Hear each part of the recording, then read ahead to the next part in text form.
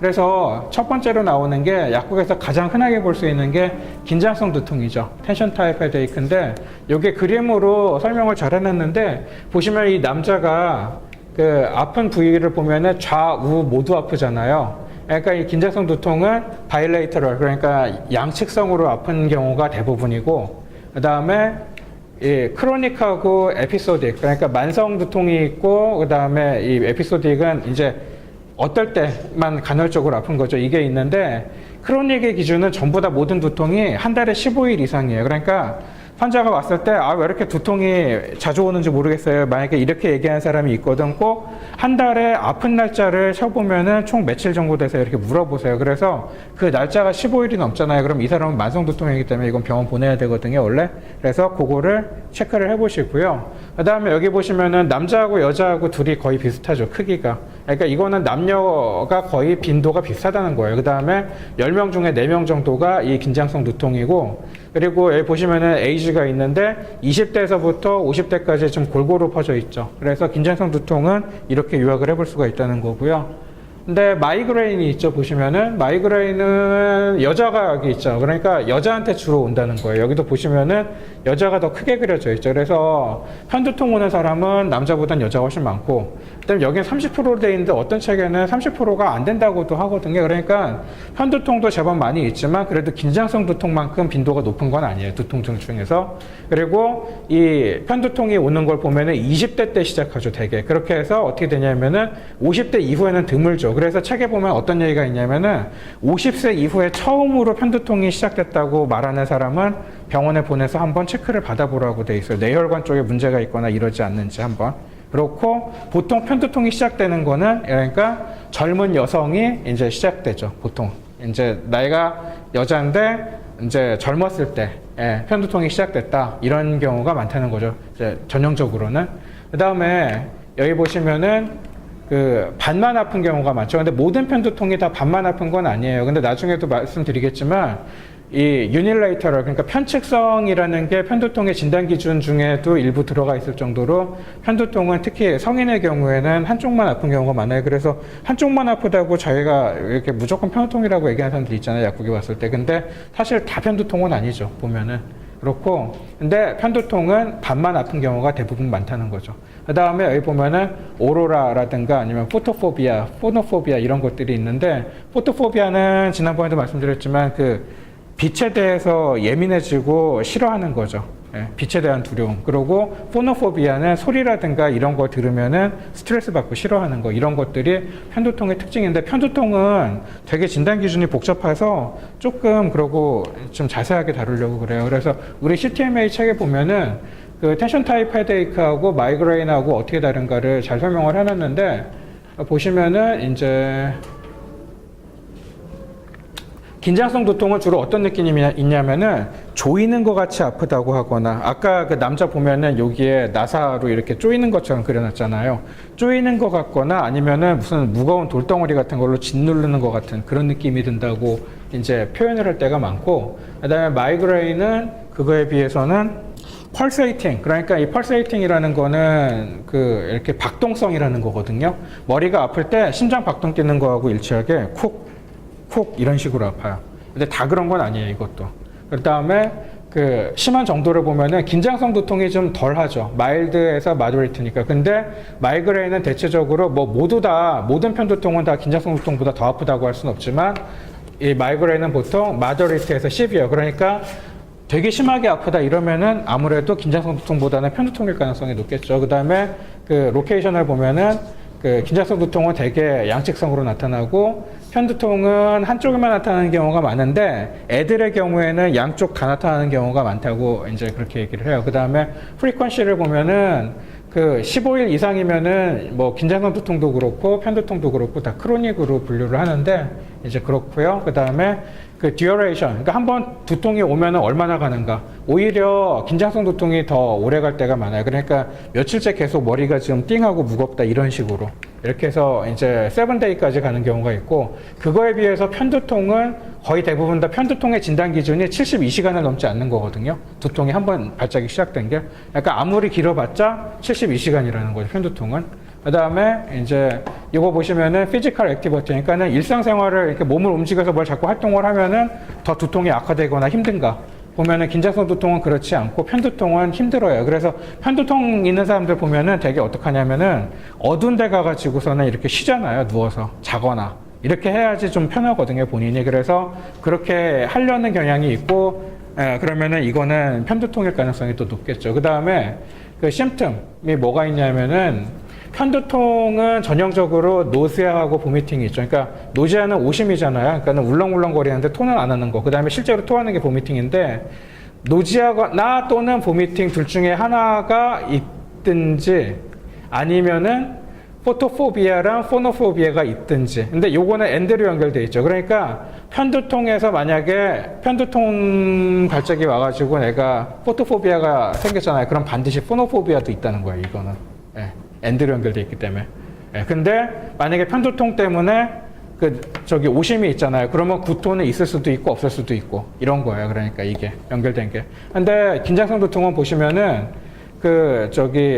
오심 구토가 없죠. 오심 구토는 없고 그 다음에 포토포비아나 포노포비아 중에 적어도 하나만 있는 경우가 이제 있고 둘 다 꼭 있지 않을 수도 있고. 예, 말이 좀 복잡한데 하여튼 좀 애매하죠. 달라요. 근데 이게 진단 기준이 보면은.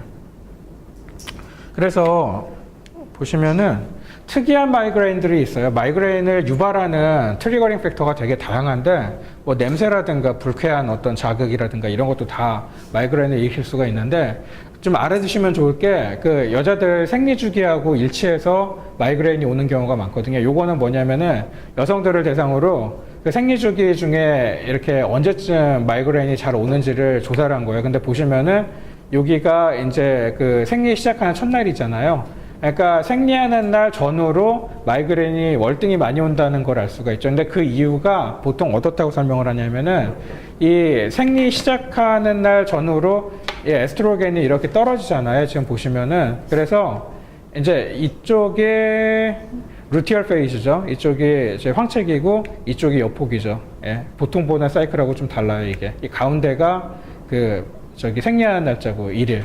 그래서 보면 에스트로겐이 떨어질 때 마이그레인이 잘 일어난다고 설명을 하고 있거든요. 그래서 이 그래프를 보시면은 이제 이 노란 선은 그냥 자연스럽게 생리 주기에 따라서 이렇게 생활을 하고 있을 때 에스트로겐의 이제 움직임인데 여기 보시면은 이 0일이 이제 시작하는 날 이게 1일. 근데 생리 시작하기 하루 이틀 전에 마이그레인이 오죠. 요 시점에. 그러니까 근데 이 시점이 어떤 때냐면 생리통이 올 때잖아요. 그래서 약국에서 가만히 보시면은 생리통 약 달라고 하면서 머리도 아프다고 하는 사람들이 종종 있어요.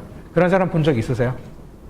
저희는 생리통 약을 워낙 많이 주기 때문에 종종 보는데 생리통이 있는데 머리도 아프다고 얘기를 해요. 근데 그게 이제 이런 것들을 보면 맞는 얘기죠. 그래서 만약에 인위적으로 에스트라디올을 이제 먹여가지고 에스트라디올을 섭취를 시키면 어떻게 되냐면은 마이그레인이 이날 안 일어나고 먹이다가 이제 끊죠. 그러면은 이 인위적으로 먹인 에스트라디올이 줄어들었을 때 이 시점에 마이그레인이 이동해서 일어나요. 그러니까 이거는 분명히 에스트로겐하고 연관이 있다는 거죠. 그래서 이게 에스트로겐 withdrawal 마이그레인이라고 해서 이제 흔하게 볼 수 있는 한 종류의 편두통인데 이제 이런 게 있다는 거 알아두시면 좋을 것 같고, 그 다음에 마이그레인이 두 종류가 있어요. 아까 우리가 그 국제 두통학회에서 한 두통의 분류를 보면은 그 마이그레인을 크게는 두 가지로 나누거든요. 전조 증상, 그러니까 오라가 있는 마이그레인이 있고 오라가 없는 게 있어요. 근데 오라가 있는 게 훨씬 진단하기가 쉽거든요. 왜냐면 오라라는 게 워낙에 특이한 거기 때문에. 오라라는 거는 여기 간단하게 설명을 하면은 Complex of Focal Neurological Symptom, 그러니까 포칼이라는 게 아까 제가 말씀드릴 때 뇌 특정 부위에 생긴 문제가 어떤 증상으로 1:1 대응으로 대응해서 나타나는 걸 포칼 사인이라고 그랬잖아요. 근데 이런 것들이 여러 개가 나타난다는 거죠, 오라라는 거는.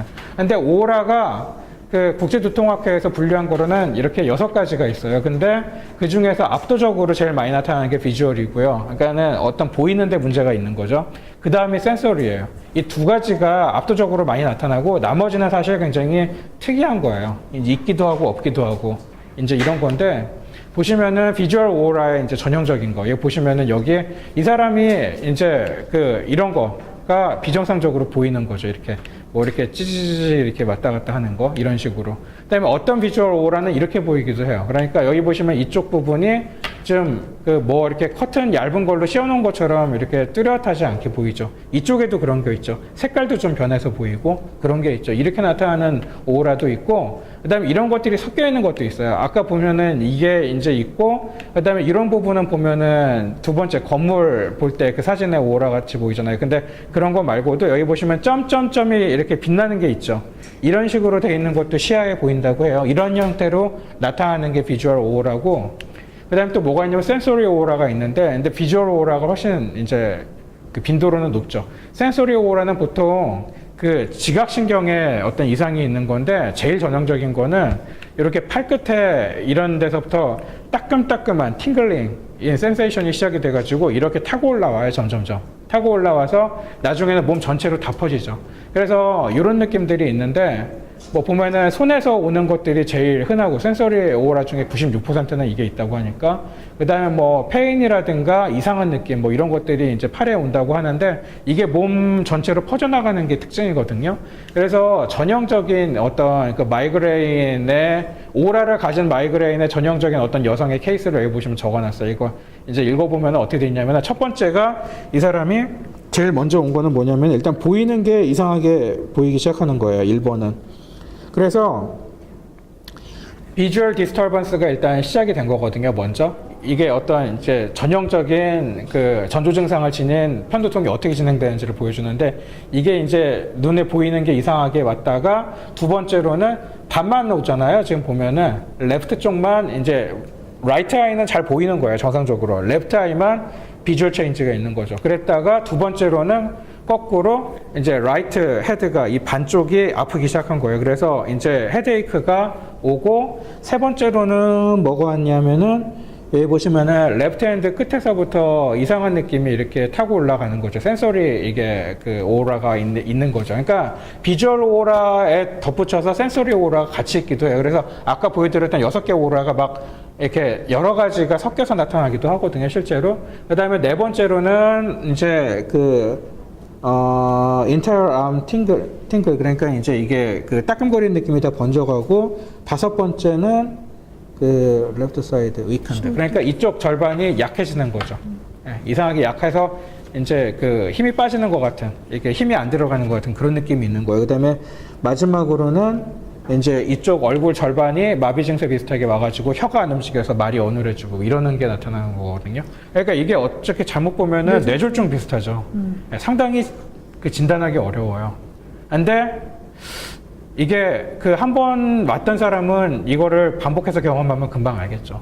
그래서 보시면은 그 이제 오라가 있는 그 전조 증상이 있는 편두통 같은 경우에는 이런 전조 증상이 있는 편두통이 두 번만 오면은 거의 확진을 할 수가 있어요. 그 국제두통학회 기준에 의하면. 근데 전조 증상이 없는 편두통이 있거든요. 이거는 더 확진하기가 어려워요. 왜냐면 오라 같이 뚜렷한 게 없잖아요. 근데 이제 그 한번 소개를 해보면은 이제 국제두통학회에서 얘기하는 거는 이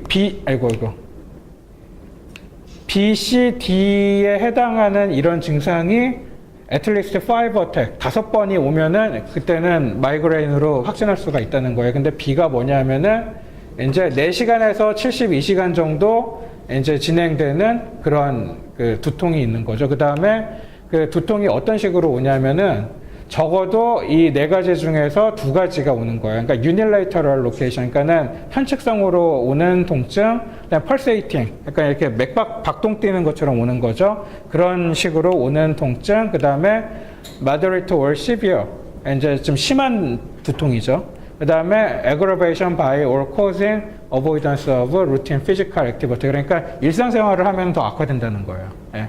이런 성질을 가진 두통이 이런 성질 중에 2가지 이상이 있고, 그 다음에 마지막으로 그 두통이 오는 도중에 적어도 이 둘 중에 하나가 있는 거예요. 아까 그 CTMA 책에 표에 있었던 그 오심 또는 구토가 있든지, 아니면은 그 포토포비아랑 포노포비아가 같이 오는 게 있든지, 요 1번과 2번 중에 적어도 하나가 있고, 요 중에 적어도 2개가 있고, 그 다음에 그 4시간에서 72시간 사이 동안 지속되는 두통이 있으면은 그러면은 이런 성질이 5번 반복되면 그거는 편두통으로 진단한다는 거죠. 전조 증상이 없는 편두통. 근데 보시면은 이걸 왜 소개를 했냐면 그 편측성만 있다고 해가지고 만약에 예를 들어서 이것만 있고 2, 3, 4번은 없어요. 그러면은 편두통으로 진단하기가 좀 어렵겠죠. 그렇기 때문에 그 편측성이라는 거하고 맥박성 통증이라는 거는 중요한 사인이긴 하지만 이것만 가지고 편두통이라고 확신할 수는 없다는 거예요. 환자들이 근데 그렇게 와서 얘기를 하는 경우가 많기 때문에 알아두시라고 넣었거든요. 그 다음에 마지막으로 군발성 두통이 있는데 군발성 두통은 어떤 식으로 오는 거냐면은 이게 어떤 군발성 두통을 앓는 사람의 두통 일지예요. 두통 일지를 쓰라고 시키거든요, 병원에서.